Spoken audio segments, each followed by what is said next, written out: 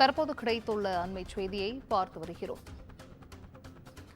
மாஞ்சோலை தேயிலை தோட்ட பகுதியில் மத்திய வனத்துறை குழுவினர் தற்போது அங்கு ஆய்வு மேற்கொண்டு வருகிறார்கள். உச்சநீதிமன்றத்தால் அமைக்கப்பட்ட மத்திய உயர்மட்ட குழுவானது தற்போது அங்கு ஆய்வு மேற்கொண்டு வருகிறது. கூடுதல் விவரங்களை செய்தியாளர் சிவகுமார் வழங்கிட கேட்கலாம். சிவகுமார், வணக்கம். மாஞ்சோலையில் மத்திய உயர்மட்ட குழுவினர் ஆய்வு மேற்கொண்டு வருகிறார்கள். இந்த ஆய்வு குறித்தான முழு விவரங்கள் சிவகுமார். அதாவது திருநெல்வேலி மாவட்டம் களக்காடு முண்டந்துறை புலிகள் காப்பகத்தில் அமைஞ்சிருக்கிறது மாஞ்சோலை.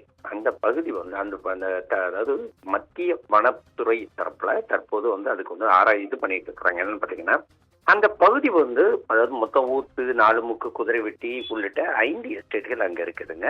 கடந்த 100 வருடங்களுக்கு முன்பு மும்பையை சார்ந்த பிபிடிசி, அதாவது பாம்பே பர்மா ட்ரேடிங் கார்பரேஷன் அப்படிங்கிற கம்பெனி குத்தகைக்கு எடுத்து அதன் அடிப்படையில் அங்க தேயிலை பறிக்கும் வேலைகள் நடந்துட்டு இருந்தது. இதுக்காக தொழிலாளர்கள் மேல குடியேற்றப்பட்டாங்க. அதனைத் தொடர்ந்து தற்போது அந்த 100 வருஷம் முடியறதுக்கு 2028 அதோட 100 வருஷம் குத்தகை முடியுது. 100 வருஷம் குத்தகை முடிகிற நேரத்தில் 3 வருடங்களுக்கு முன்பாகவே அவங்க என்ன சொல்றாங்கன்னா, அந்த தேயிலை நிறுவனத்துக்காரங்க நாங்க தொழிலாளர்களை வெளியேற்றுறோம், அதாவது நாங்க ஒப்படைக்க போறோம், அரசுக்கு ஒப்படைக்க போறோம்னு சொல்லி தெரிவித்த நிலையில இந்த பிரச்சனை ஒரு பெரும் பூதாகரமா வெடிச்சு உச்சநீதிமன்றம் வரை இந்த வழக்கு போச்சு. தற்போது அந்த பகுதி மக்கள்ல பலர் இன்னும் அந்த இடத்துலதான் குடியிருந்துட்டு இருக்கிறாங்க. அவங்க வெளியே போக மறுக்கிற ஒரு சூழ்நிலையில தற்போது மத்திய அரசு தரப்புல உயர்மட்ட குழு ஆய்வு பண்ணிட்டு இருக்குது. என்னன்னு பாத்தீங்கன்னா, உச்சநீதிமன்றத்தால் அமைக்கப்பட்ட மத்திய உயர்மட்ட குழுவினர் தற்போது ஆய்வு மேற்கொண்டு இருக்கிறாங்க. குழு தலைவர் சித்தாந்ததாஸ் தலைமையில மாவட்ட ஆட்சித்தலைவர் சுகுமார், அதே மாதிரி குழு உறுப்பினர்கள் சந்திர பிரகாஷ் கோயல், ஜே.ஆர். பட், சுனில் லிமாயி ஆகியோர் இந்த ஆய்வுல பங்கேற்று இருக்காங்க.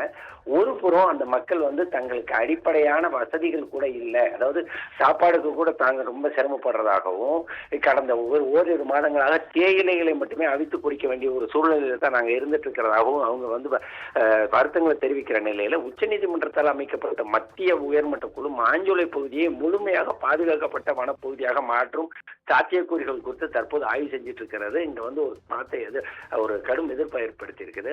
மாஞ்சோலை கிராம பகுதிகளான அந்த நாடுமுக்கு, ஊத்து, குதிரைவெட்டி உள்ளிட்ட பல்வேறு பகுதிகளில் தற்போது தொலைத்தொடர்பு இல்லைன்னு சொல்லி வேதனை தெரிவிச்சிருக்கிறாங்க. இருந்த ஒரே பேரு பிஎஸ்என்எல் நெட்வொர்க்கும் பாதிக்கப்பட்ட நிலையில அதை சரி செய்ய வரக்கூடிய அதிகாரிகளை தோட்ட நிர்வாகத்தினர் தடுப்பதாக அவங்க புகார் கூறப்பட்ட நிலையிலையும் மருத்துவ அவசரங்களுக்கும் அத்தியாவசிய தேவைகளுக்கும் பெரும் சிரமத்தை ஏற்கொள்வதாக தெரிவிக்கிறாங்க. கடந்த ஒரு வருட காலத்துக்கு மேலாகவே தாங்கள் பல்வேறு பிரச்சனைகள் சந்திச்சிட்டு இருக்கிறதாகவும், நீதிமன்ற தீர்ப்பு வரும் வரை அதாவது தங்களுக்கு உணவுக்கான விடுமுறை வழங்கப்பட வேண்டும்னு அரசு அதிகாரிகள் தங்களை வெளியேற்றக்கூடாதுன்னு கோரிக்கை வச்சிருக்காங்க. மாஞ்சோலை பகுதி வன பாதுகாப்பு மற்றும் மக்களின் வாழ்வாதாரம் ஆகிய 2 அம்சங்களை உள்ளடக்கிய ஒரு முக்கியமான திருப்புமுனை கட்டத்துல இப்ப இருக்குது. மக்கள் வெளியேற முடியாது அப்படின்னு சொல்ற ஒரு சூழ்நிலையில மத்திய அரசு தரப்புலையும் மத்திய அரசு தரப்புல நியமிக்கப்பட்ட ஆட்கள் அதை ஒரு அதாவது அதை தடை செய்யப்பட்ட வனப்பகுதியை அறிவிக்கலாமா அப்படின்னு சொல்லி அவங்க ஆராய்ச்சி பண்ணிட்டு இருக்கிறது இங்க உள்ள மக்களிடையே ஒரு கடும், அதாவது மாஞ்சோலை பகுதி மக்களிடையே ஒரு கடும் எதிர்ப்பை கிளப்பி இருக்குது. செஞ்சுஜா, விவரங்களை வழங்கியமைக்கு நன்றி சிவகுமார்.